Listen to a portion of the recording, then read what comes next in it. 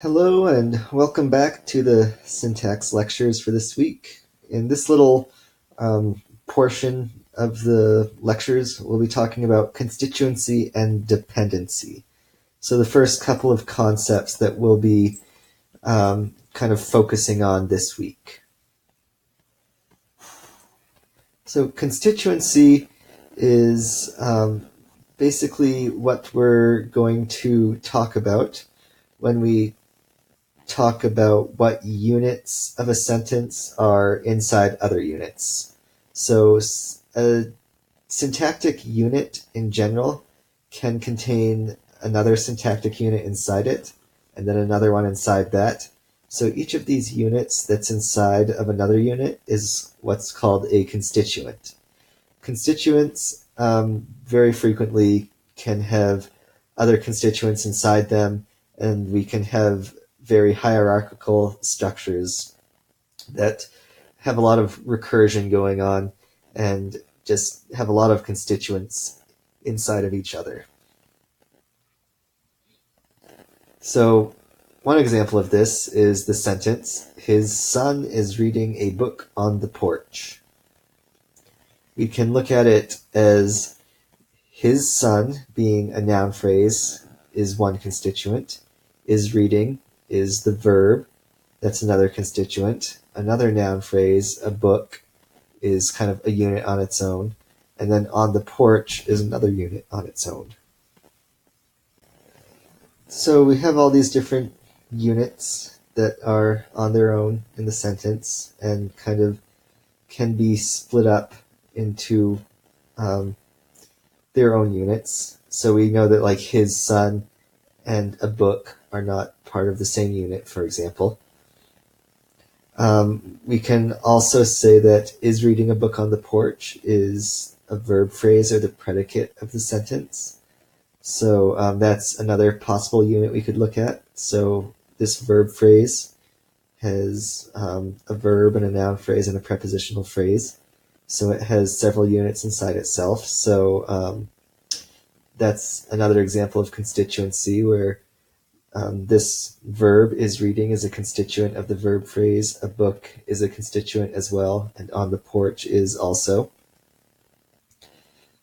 So basically we have constituents on the left here, what type of phrase we're talking about in the middle, and then kind of constituents of the constituents on the right. So his son is a noun phrase, but then that also has a possessor and a noun. A book is a noun phrase that has an article and a noun. On the porch has a preposition and a noun phrase. The porch has an article and a noun, so we can kind of split all these constituents up into subconstituents if we want to.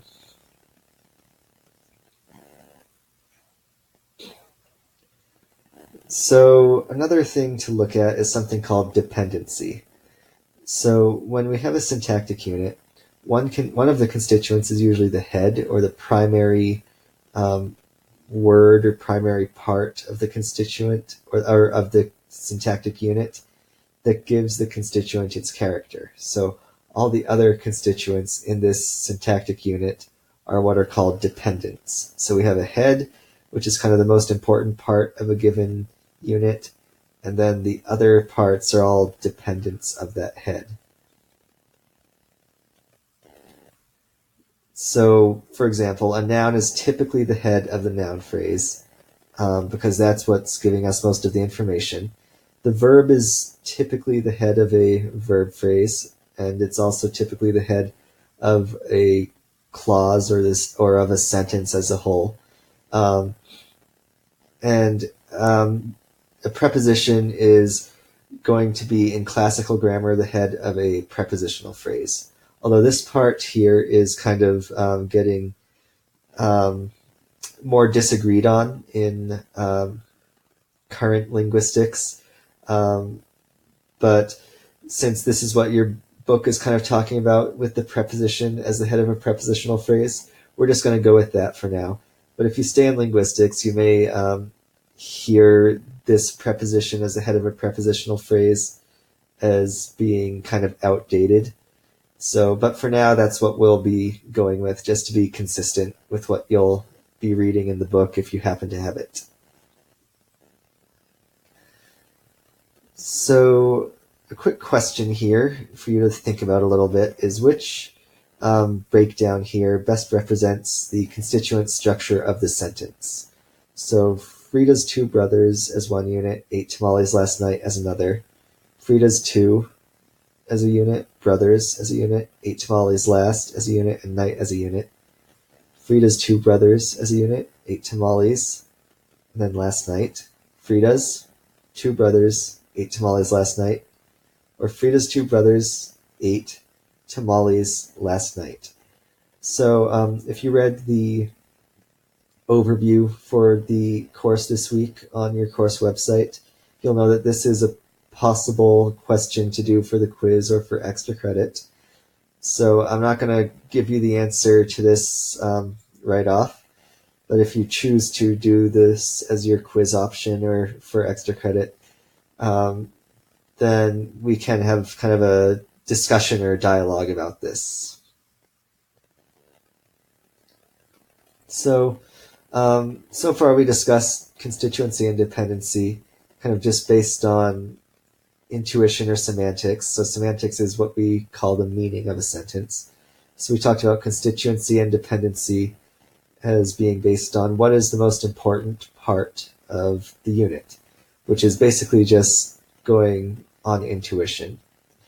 But we want to kind of move beyond this and provide a clear argument for each of these syntactic structures. So rather than just relying on intuition. So in the next couple units of this of these lectures, we'll be looking at the different types of constituents and how we can kind of argue for those different types in a relatively clear manner.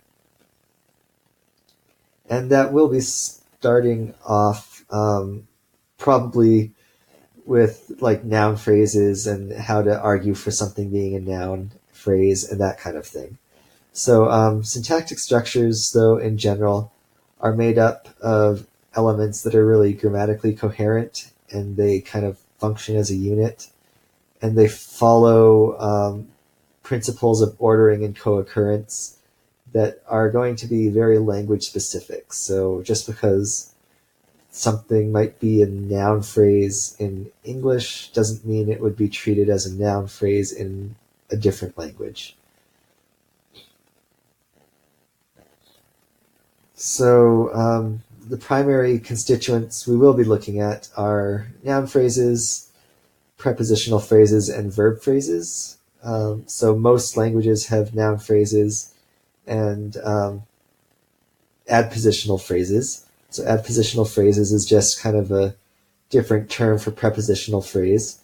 But some languages might not have verb phrases. So I know that's going to sound weird to people who speak English and other languages that have verb phrases, but there are languages that might not have them.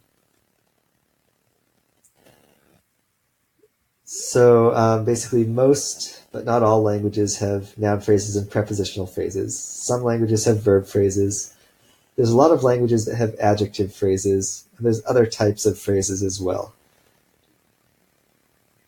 Okay, so next lecture we will be looking at noun phrases, but this is where I'll stop this one so you can take a break or whatever. But so go ahead and kind of review what you need to, and go ahead and once you're done with that, and watch the next lecture.